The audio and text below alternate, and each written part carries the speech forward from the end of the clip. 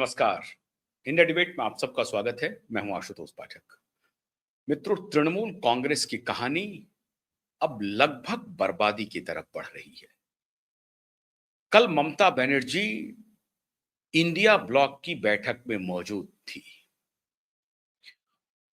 लेकिन इस हैसियत से नहीं कि वो अब तृणमूल कांग्रेस की नेता हैं। बस वो ममता बनर्जी हैं, उनका एक इतिहास है। उस इतिहास के सहारे वो इंडी ब्लॉक के गठबंधन की बैठक में मौजूद थी। उधर ममता जी वहां तो बैठी थी इंडी ब्लॉक में, और इधर कहानी और कुछ लिखी जा रही थी। पहले शताब्दी घोष, जो तृणमूल कांग्रेस की सांसद हैं, उनके घर पे बैठक हुई। 15-16 सांसद वहां पहुंचे और उसके बाद बैठक हुई भूपेंद्र यादव के निवास पर। केंद्रीय मिनिस्टर हैं और पश्चिम बंगाल में भूपेंद्र यादव प्रभारी भी थे भारतीय जनता पार्टी के। उन्होंने जीत दिला दी, ये बात मैं नहीं कहूंगा, लेकिन भूपेंद्र यादव वहां पश्चिम बंगाल की देखरेख कर रहे हैं। आजकल नड्डा जी के एब्सेंस में भूपेंद्र यादव ही पश्चिम बंगाल को देख रहे हैं। उसके बाद 20 सांसदों को लेकर के काकोली घोष दस्तीदार पहुंच गई भूपेंद्र यादव के घर पे। मीटिंग हुई और कल ही, इसके पहले कि ये लोग जाकर के उनसे मिलते, ओम बिरला साहब के पास एक पत्र 20 सांसदों का चला गया कि आप मुझे एनडीए के समर्थक दल के रूप में, घटक के रूप में सहमति दे दें और एक अलग हमारा संगठन, एक अलग धरा के रूप में हमें मान्यता दे दें। हम अभी भारतीय जनता में पार्टी में शामिल होंगे कि नहीं होंगे, इस पर अभी चर्चा चल रही है। और बीजेपी के रणनीतिकार ये समझ रहे हैं कि अगर इन सबको हम तृणमूल कांग्रेस में बीजेपी में ले लेंगे तो हमारा तृणमूल कांग्रेसीकरण हो जाएगा। तो स्थानीय जो बीजेपी के अध्यक्ष हैं, राज्य के अध्यक्ष, वो कह रहे हैं कि हम अभी तृणमूल कांग्रेसीकरण अपनी पार्टी का नहीं करेंगे। अब 20 सांसदों को लेकर इधर काकोली घोष दस्तीदार भूपेंद्र यादव के यहां पहुंचे, और मैंने उसके एक दिन पहले आपको बताई थी कि कुछ सांसदों की बातचीत काकोली घोष दस्तीदार ने करवाई थी गृह मंत्री अमित शाह से। और उसके बाद ही एक प्रकार से और वो गुप्त बैठक थी, किसी को उस बैठक की कोई तस्वीर नहीं आई थी। अब बैठक वीडियो कॉन्फ्रेंस पे हुआ या फोन पे हो गई या आमने सामने बैठक हो गई, लेकिन क्यूबाइब नेटवर्क ने अब तक जितनी बातें आपको बताई हैं, सबकी सब बात सच साबित हुई है। सारी बातें सच साबित हुई हैं। हमने कहा था कि तृणमूल कांग्रेस में 4 मई के बाद से ही हम कहना शुरू कर दिए थे कि कहानी ये नहीं है कि भारतीय जनता पार्टी वहां पर थंपिंग मेजोरिटी से जीती है। कहानी पर्दे के पीछे ये है कि तृणमूल कांग्रेस टूटेगी। अब वो नहीं अपने इस परिस्थिति में रहेगी जिस परिस्थिति में, वर्तमान परिस्थिति में वो मौजूद है, और अंततः तृणमूल कांग्रेस टूट गई। 5-6 ऐसे एमपी हैं जो ममता जी के साथ हैं, लेकिन उसमें से भी कुछ दूर दूर हैं। साथ तो दिखाई पड़ रहे हैं लेकिन दूर दूर हैं। काकोली घोष दस्तीदार के साथ सुखेंदु शेखर रॉय, शताब्दी घोष, ये सारे लोग अब नई भूमिका में आ चुके हैं। काकोली घोष दस्तीदार के बारे में क्यूबाइब नेटवर्क ने बताया था कि फैक्शन को, जो दूसरा धरा है, उसको लीड कर रही है।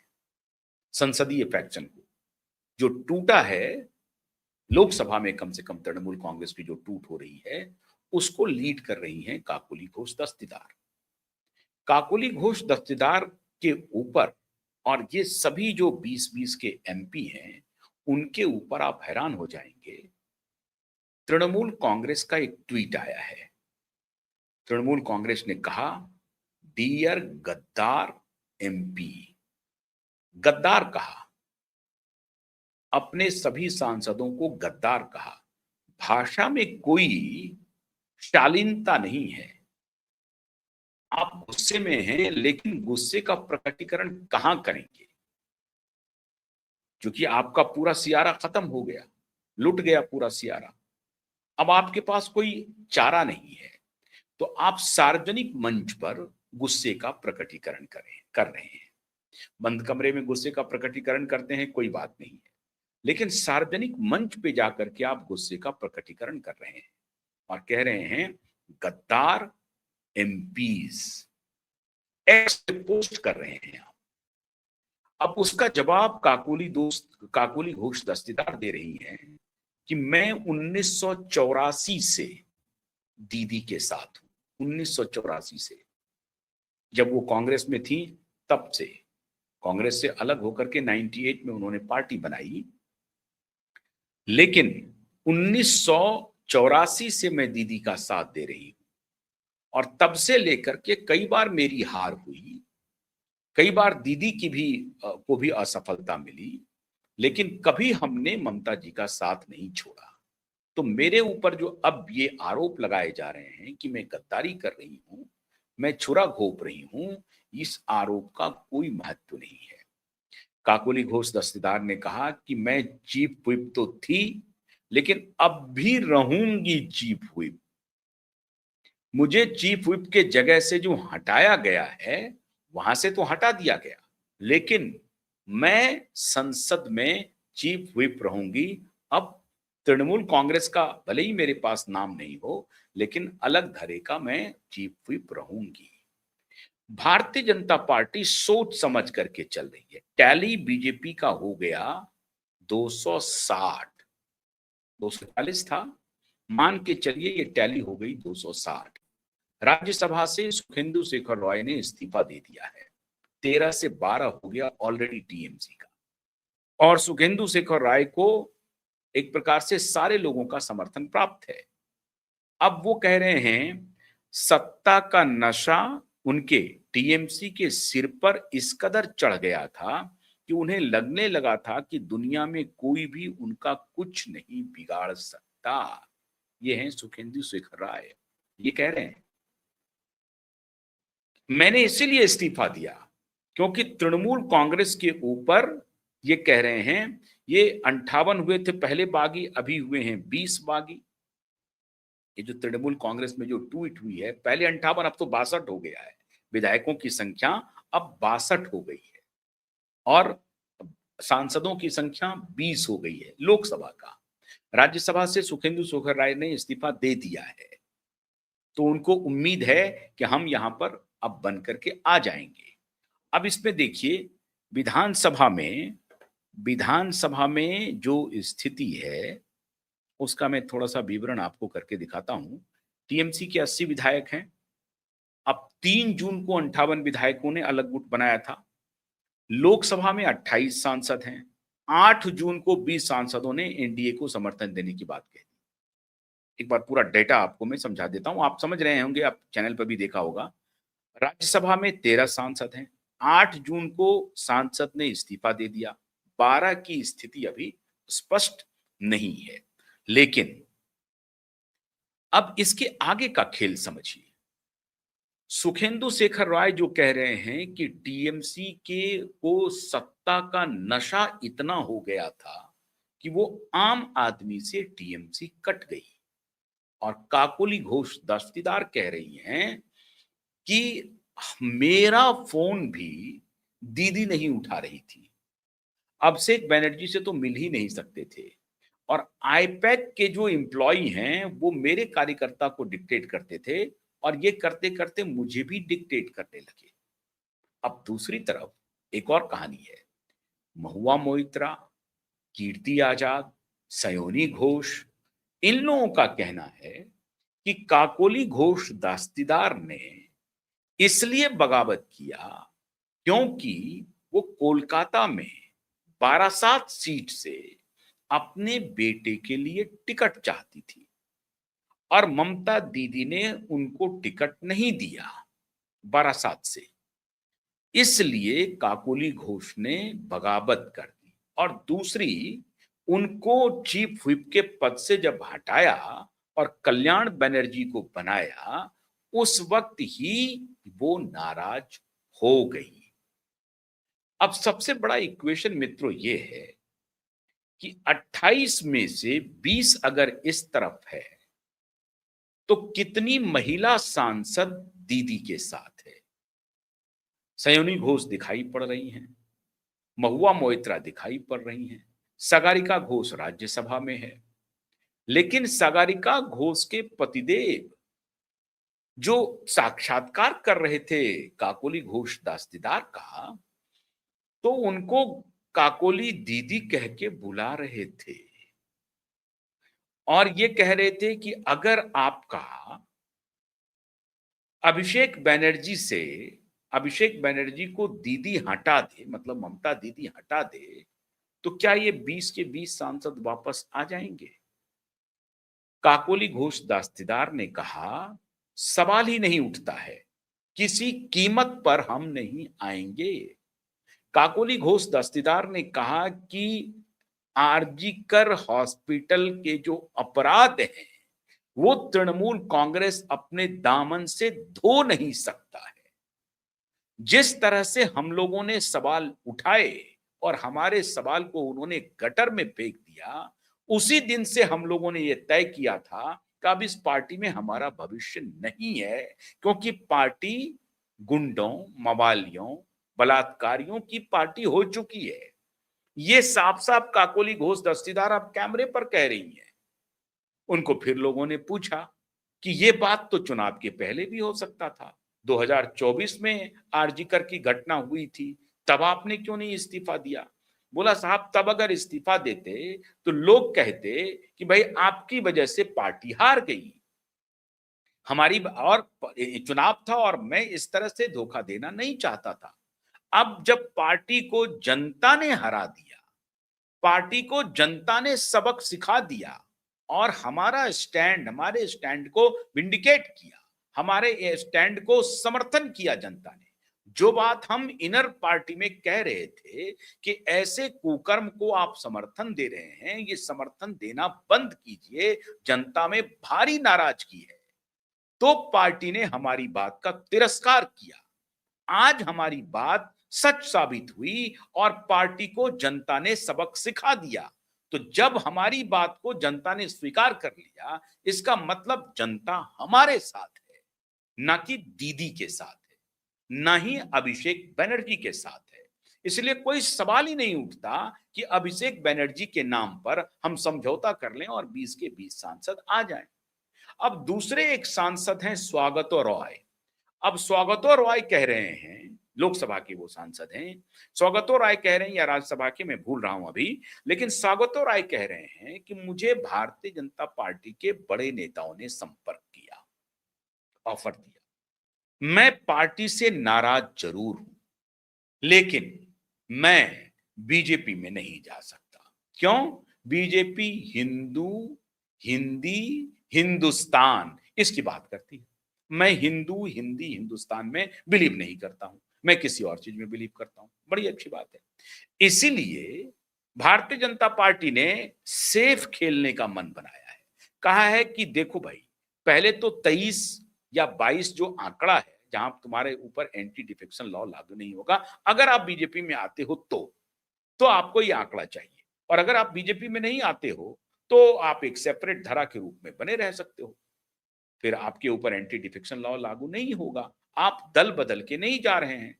आपने सिर्फ चिट्ठी लिखी है ओम बिरला साहब को कि मैं पार्टी के अंदर ही, पार्टी के नेतृत्व से अलग ये हमारा धड़ा है और इसे आप अनुमति दे दीजिए, क्योंकि हम जनता के इलेक्टेड रिप्रेजेंटेटिव हैं।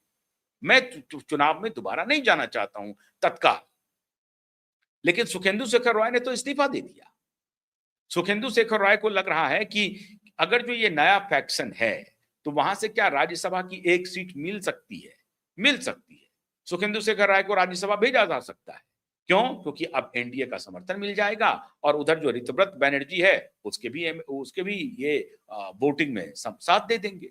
तो हो सकता है कि उनको डील हो गई हो कि आपको राज्यसभा वापस आप भेज देंगे। अब तो आप हमारे फैक्शन के हो गए। मतलब राज्यसभा में भी भारतीय जनता पार्टी की टैली उस हिसाब से डायरेक्ट बीजेपी का टैली नहीं होगा, लेकिन बीजेपी को समर्थन करने वाले राज्यसभा सांसदों की टैली बढ़ने वाली है। और ठीक उसी प्रकार से लोकसभा में अगर ये 20 के 20 सांसद नहीं आते हैं भारतीय जनता पार्टी में, तब भी आप समझ लीजिए कि बीजेपी का 260 का आंकड़ा हो गया। बीजेपी का 260 का आंकड़ा हो गया। बीजेपी चाहेगी कि ये 22-23 सांसद हो जाएं और फिर हमारे साथ मर्ज ही कर जाए, हमारी पार्टी में ही आ जाए, जिसके लिए काकोली घोष दस्तीदार ने 15 सांसदों को पूरी तरह से मना लिया है। 6-7 सांसद ऐसे हैं जो विचार कर रहे हैं कि क्या किया जाए, भविष्य देख रहे हैं वो। अगर उनको ये लगेगा कि और थोड़ा डंडा भी चलेगा, आप मान के चलिए अभी आने वाले दिनों में थोड़ा बहुत डंडा भी चलेगा, तो अगर प्रेम से मान गए तो बड़ी अच्छी बात, नहीं माने तो थोड़ा डंडा भी चलेगा। डंडा का मतलब यह है कि दबाव भी बनेगा उनके ऊपर और कहेगा कि भैया अपना रास्ता देख लो, अब उधर से तो तुम गए ही, इधर से भी गए, वहां तो कोई स्कोप नहीं है, वहां कोई स्कोप नहीं है। 2029 में सुपड़ा साफ हो जाएगा, जो कोई भी बचा हुआ हो वो भी खत्म हो जाएगा तृणमूल कांग्रेस का। ये इसकी गारंटी ले लो, हमसे मुहर लगवा लो। तो पश्चिम बंगाल की अगर राजनीति करनी है, संसदीय राजनीति करनी है, तो भविष्य नहीं है, भविष्य अगर है तो भारतीय जनता पार्टी के साथ है। और ये सभी सांसद समझ रहे हैं कि ममता जी अब चूक चुकी हैं, वो 70+ हो चुकी हैं, भतीजा की बदनामी इतनी हो गई है कि वो कभी भी जेल जा सकता है।